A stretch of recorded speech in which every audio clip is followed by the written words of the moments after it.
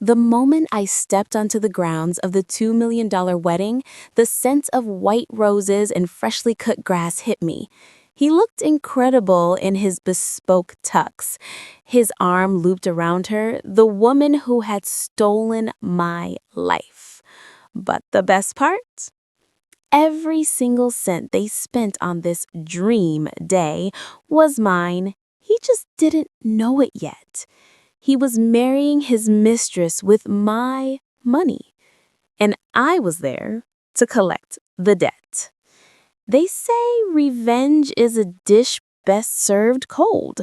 Mine was served on a silver platter, delivered by a fleet of luxury cars and catered by a Michelin-starred chef.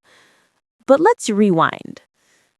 3 months ago, I was Eliza, the quiet, unassuming wife of a rising corporate star, Mark. Mark liked to tell everyone he was the breadwinner, the visionary. What he didn't know was that while he was busy networking and sleeping around, I was the silent partner in 3 successful tech ventures, a secret I'd kept from everyone, even him. My net worth? Let's just say it starts with a B. I was a ghost in my own financial life, and that anonymity was about to become my greatest weapon. I found out about the affair the way everyone does now. A notification, a text that flashed across his smartwatch screen while he was in the shower. "Can't wait to be yours forever, my love." It wasn't from me. Her name was Chloe, a junior executive, blonde, vapid, and expensive. The typical wife would have screamed, smashed things, filed for domestic divorce. Not me. I smiled. A slow, chilling smile. I realized I wasn't hurt. I was insulted. Insulted that he thought I was the one he could fool. The plan was simple. I wouldn't just take his money. I'd let him spend it first. I played the role of the heartbroken, agreeable ex. I told him I wanted an easy divorce, no drama. I signed papers that, thanks to my lawyer's subtle phrasing, left him with what looked like a huge settlement, but was actually just a fraction of one particular high liquid asset pool. He was thrilled. He thought he'd won. Then came the invitation, a thick embossed card delivered to my office, my secret office, the one he didn't know existed. "Mark and Chloe request the pleasure of your company." The audacity. He was gloating. It was my cue. I called the number listed on the RSVP. "Hello, this is Eliza. I wouldn't miss it for the world." Mark was a predictable idiot. All his business ventures were high risk, high return, and all his liquid capital was tied up in the settlement I'd generously given him. The $2 million for the wedding, the venue, the dress, the custom rings, it was all coming from a single account he thought was his future. An account I had been covertly funding and managing for years as a safe investment for our family. He had forgotten that I was the co-signatory, the main account holder, and the one with the direct line to the bank manager. I let them plan the whole thing. I tracked their credit card statements, their vendor contracts, their ridiculously detailed Pinterest boards. The 4-tier imported French cake, the Dove release, the live orchestra. Every extravagant detail was a direct withdrawal from Eliza's revenge fund. I spent the weeks leading up to the wedding, not crying, but preparing my gift. It wasn't a toaster. It was the truth. I had a new gown commissioned, a deep emerald green designed to look effortless, expensive, and completely out of place at a white wedding. I hired a private security team, not for protection, but for crowd control, and I prepared my presentation. I knew the key to the most painful public humiliation was the element of surprise and indisputable proof. The target wasn't just Mark. It was Chloe, too. She saw me as the drab little obstacle she had successfully eliminated. I needed to show them both that I wasn't just the ex-wife, I was the owner. The ceremony was over. I watched them exchange vows, Mark's voice trembling with what I knew was an emotion, but the smugness of a man who thought he had outsmarted his destiny. They moved to the reception. The ballroom was stunning. Glistening chandeliers, white silk drapes, a sea of affluent, oblivious guests. It was a perfect stage. I made my entrance during the toast. I didn't sneak in. I walked straight up to the man with the microphone. "Miss Eliza, it's time." Perfect. I took the microphone from him. The music cut out. The room, all 300 guests, turned to look at the woman in the emerald green dress who wasn't supposed to be speaking. Mark's face went white. He knew I was there, but he hadn't expected this. He looked like a deer caught in my $1 million headlights. "Eliza, what the hell are you doing? Give that back. Security." "It's all right, everyone. Mark, darling, don't worry. I just wanted to give a little, shall we say, unconventional toast to the happy couple." I raised my champagne flute.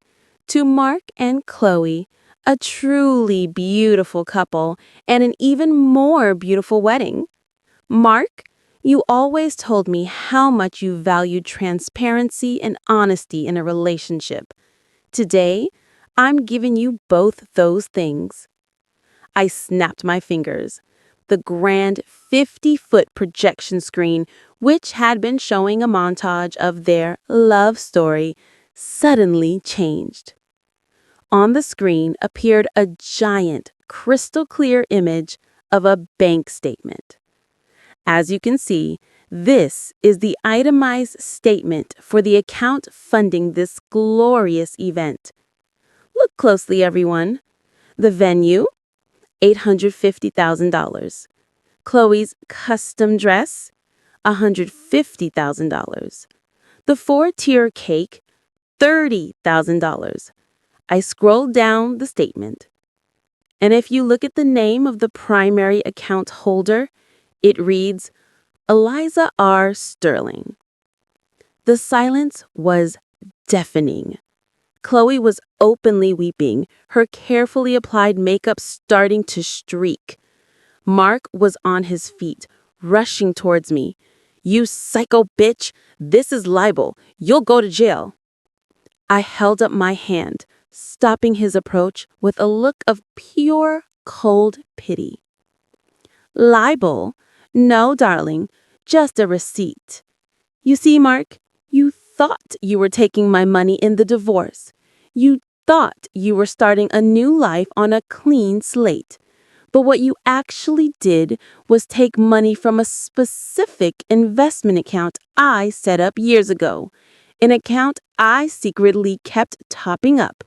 An account you were only a signatory on." I turned back to the crowd, my voice dropping to a confessional, almost friendly tone. "Ladies and gentlemen, my husband spent $2 million of my secret fortune to marry his mistress, and tonight I'm calling it his exit fee." I snapped my fingers again. The screen flashed one final time, showing a document with a bold title. "Congratulations, Mark and Chloe. You just had the most expensive, most beautiful, most luxurious wedding in the world, and the tab is officially closed. Everything, from the champagne in your hand to the tablecloth under your plate, is now technically in a legal lockbox. The payments for all of this stop tonight, and all assets are immediately seized pending a financial review of how my money was spent. Have fun explaining to the caterers that their paycheck bounced. I took a long, slow sip of champagne, looking directly at Mark, whose face was a mask of utter, gut-wrenching despair. Enjoy the wedding night, kids. It's all downhill from here. I placed the microphone gently on the stand, turned my heel, and walked out. The applause started small, then grew into a roaring ovation. I didn't look back. The sound of his screaming was the only music I needed. You're a YouTube storyteller with a friendly, engaging voice that's easy to listen to. People always ask me, Eliza, wasn't that harsh? And my answer is always the same. No, it was justice. This wasn't just about a man cheating, it was about a man who underestimated his wife, who belittled her intelligence, and who tried to build his happiness on a foundation of my hidden wealth and kindness. That day, I didn't just walk away from a marriage, I walked into a new life, a life where my power is no longer a secret. Mark? Last I heard, he's deep in debt, fighting off lawsuits from angry vendors. And Chloe, well, she quickly realized that the corporate star she married was nothing but an empty wallet. The truth is, my greatest asset wasn't my money. It was my anonymity. It was the secret I kept that gave me the power to control the narrative, to write the ending. So, if there's one thing you take away from my story, let it be this. Never let anyone, especially the person you sleep next to, tell you who you are or what you're worth. Because sometimes the quiet, unassuming wife is the one holding the keys to the entire empire. And if you cross her, she'll show up at your party and take the whole damn thing back. The millionaire wedding was a beautiful lie, and I was the one who bought the confetti.